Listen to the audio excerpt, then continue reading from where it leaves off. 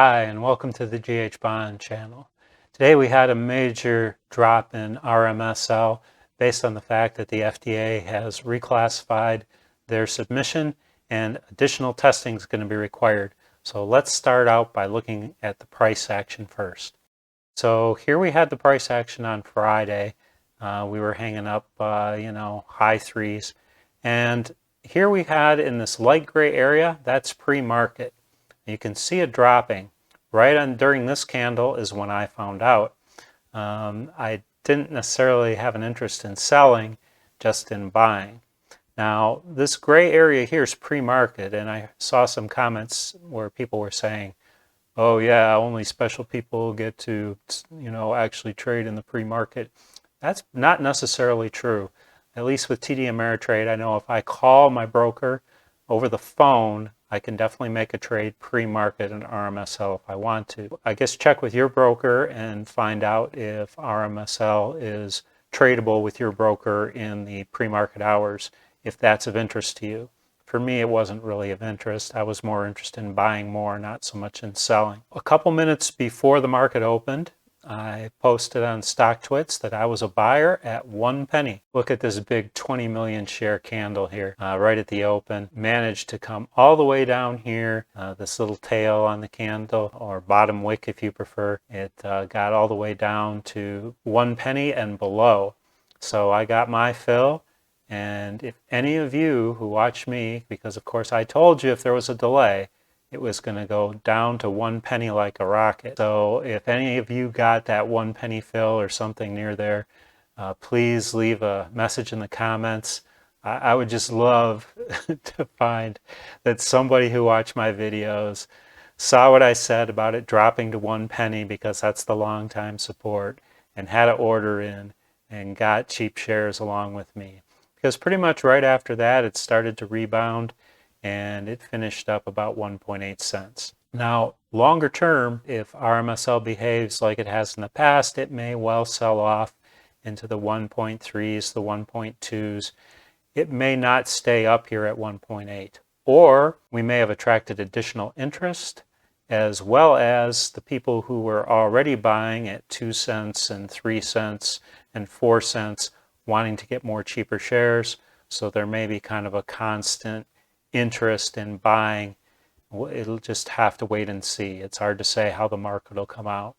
But if you haven't bought more shares and you're interested in buying more shares, the thing to do would just be to take your money, divide it out over the next few weeks, and try and get an average price.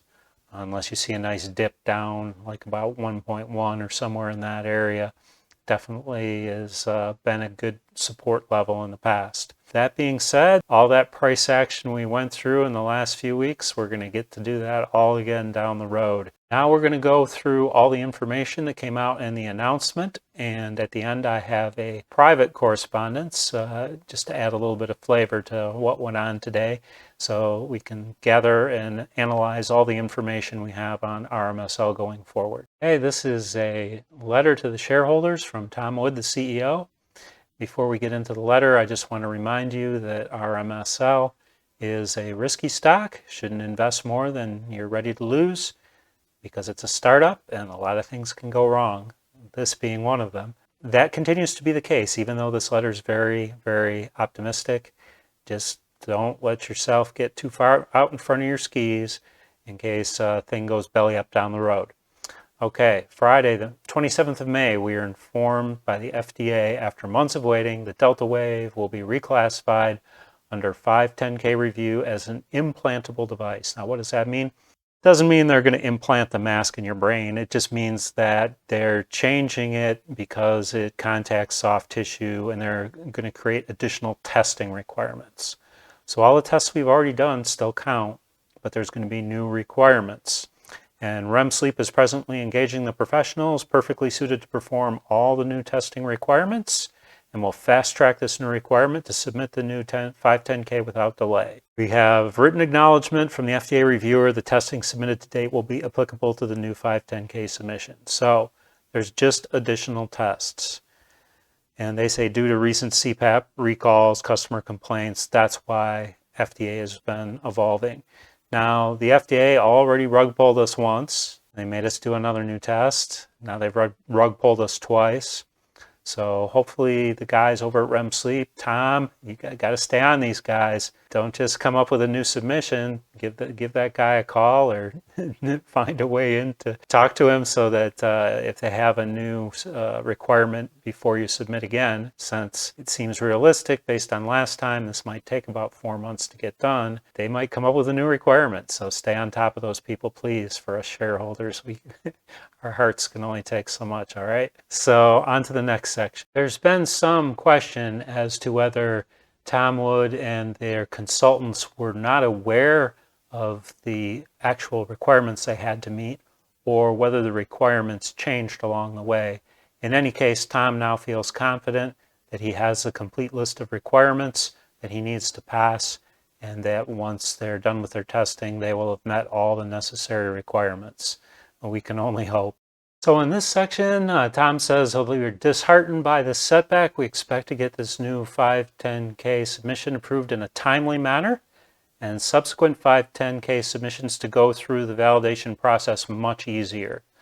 Simultaneously, we are planning to soon submit the next 510K on our next generation nasal pillows interface. So not only are they getting the mask approved, they have a next generation product also getting approved in the near future.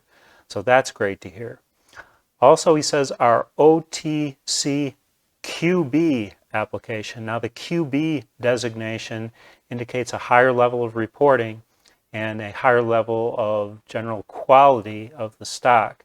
So when you graduate to QB, it's assumed that you'll get a little bit higher visibility as a legitimate stock for trading. Now, will it make a difference in price? It may or may not, but certainly can't hurt us in terms of our exposure, and perhaps it'll garner us a little bit more institutional attentions, since certainly RMSL looks like a stock with a bright future and high appreciation potential. Tom goes on to say we'll update our shareholders. On the next page, I'm going to show you a private communication. So now I have a post off StockTwits, which I believe to be a private correspondence between Tom Wood and one of the StockTwits posters that the poster put up in public on StockTwits. So I feel okay reading it. Basically, this is Tom saying we tried everything possible to get the FDA to reconsider the sudden reclassification, but like it or not, they're reclassifying the Delta Wave 510K. We won't waste our time fighting with the FDA. Well, that's very good, especially since you need their approval. We have the right people to do what they ask and are engaging these people now. We will get approved and we will have our day. Let us get to it. So he's all ready to go and doesn't really give us a time frame, but it's good to see that they're not wasting any time crying in their beer.